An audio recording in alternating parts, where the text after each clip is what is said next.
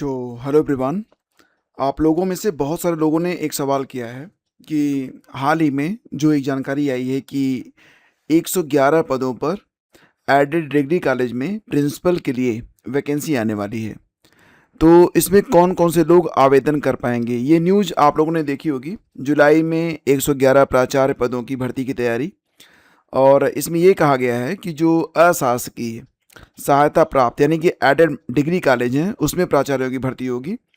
और इसका जो विज्ञापन है ये जुलाई में आएगा, मतलब जुलाई चल रहा है तो एनी टाइम आ सकता है। और इसके लिए जो पूरी तैयारियां हैं वो की जा चुकी हैं। आज अभी 4 जुलाई है तो आपको पता ही है कि आज यूपीटीईटी का मतलब लास्ट डेट था परीक्षा का। आज परीक्षा हो चुकी है तो अगले वीक तक आपको ये वैकेंसी देखने को मिल सकती है। तो इसमें बहुत सारे लोग पूछना चाहते हैं कि मतलब एलिजिबिलिटी क्या रहती है, कौन कौन से लोग इसमें आवेदन कर पाएंगे। तो बेसिकली ये सारी चीज़ें मैं आपको बताऊंगा।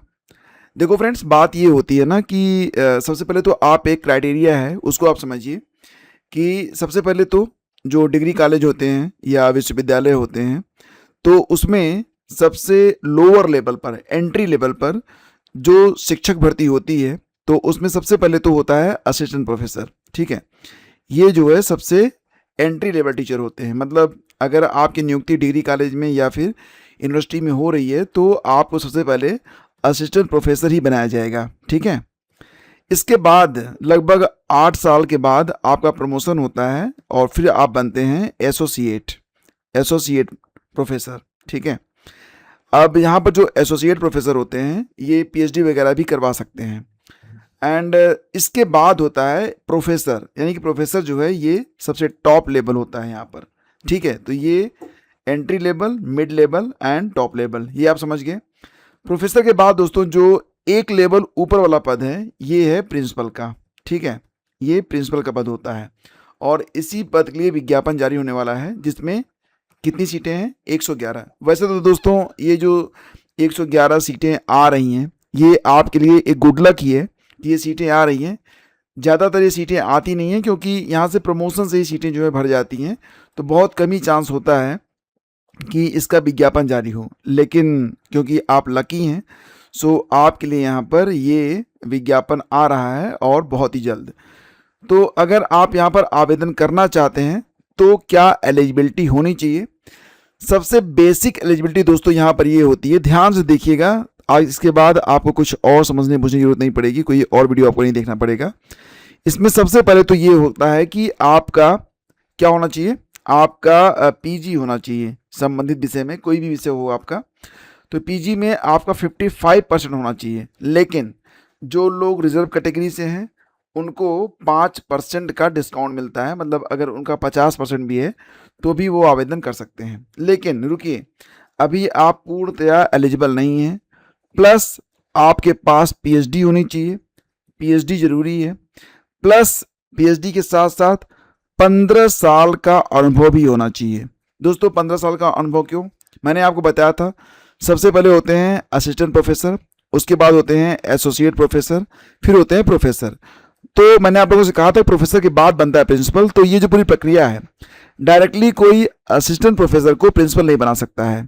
सो यहाँ पर 15 साल का एक्सपीरियंस मांगा गया है। और इसके अलावा मतलब हो सकता है कि विज्ञापन जब आए, जो नियमावली में है वो यही है कि 8 से 10 रिसर्च पेपर आपके पब्लिश होने चाहिए, 8 से 10 रिसर्च पेपर। प्लस आपका जो एपीआई स्कोर होता है ना वो भी अच्छा होना चाहिए। तो ये सारी चीज़ें अगर आपके पास हैं सो आप आवेदन कर पाएंगे, और अगर नहीं है तो नहीं कर सकते हैं।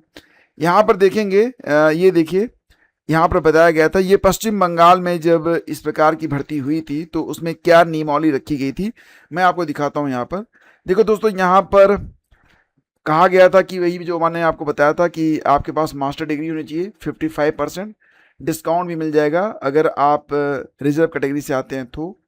पीएचडी भी यहाँ पर कंपलसरी है एंड 15 साल का एक्सपीरियंस भी आपसे यहाँ पर मांगा गया है। ठीक है, इसके अलावा दोस्तों ए minimum score in the academic performance indicator API.